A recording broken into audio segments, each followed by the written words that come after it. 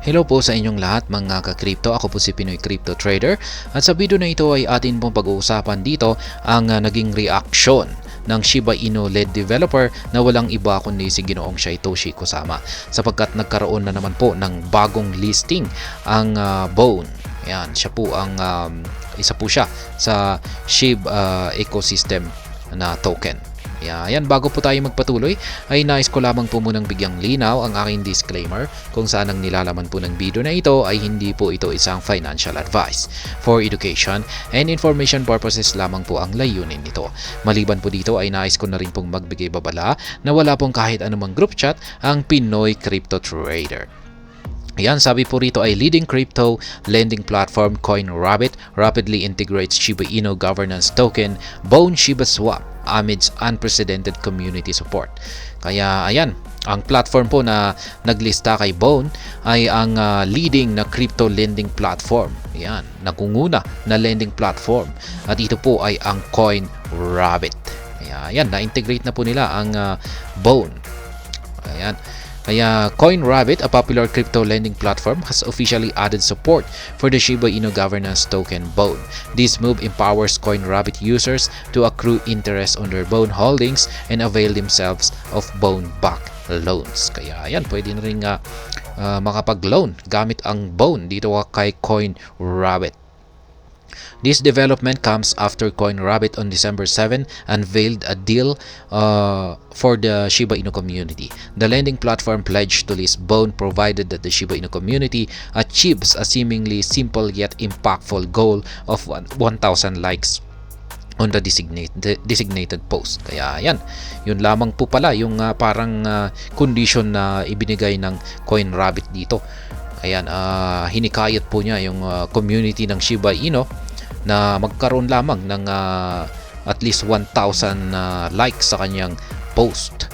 At syempre, napakadali lamang pong gawin yan ng community ng Shiba Inu. Yan, sobrang dami po ng community ng Shiba Inu. Yan, maski 10,000 pa yan or 100,000. Yung mga 100,000 likes siguro ay baka medyo matatagalan yan. Ayan, pero yan, kayang-kaya pa rin yan. Ayan, nung na-achieve po ito ay ayan, inilista na po ni CoinRabbit ang Bone token sa kanilang platform. The response from the Shiba Inu community has surpassed all expectations with the post garnered 2,000 likes and 555 retweets in record time. Ayan, lampas pa sa sinet na condition ni CoinRabbit na 1,000 likes. Ayan, this overwhelming support has propelled CoinRabbit to honor its promise and expedite the listing of the highly sought after digital asset. Kaya ayan, wala nang nagawa si Rabbit kundi syempre i-honor yung kanyang promise na ililista si Bone kung sakaling nagkaroon ng 2,000 likes yung kanyang post.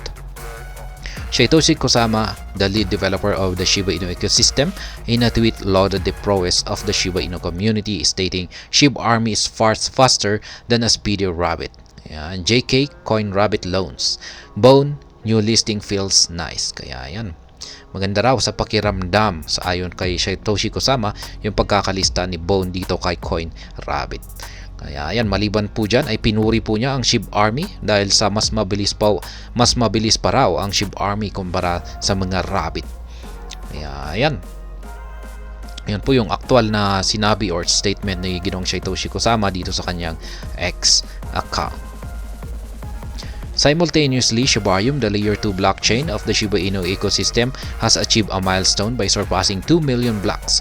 According to Shibarium Scan Explorer data, the network has processed 58.81 million transactions, with the total block count reaching 2 million. Notably, despite processing 7.69 million transactions over the last day, the network maintained an average block time of 5 seconds. Yan naman po yung performance ng Shibarium.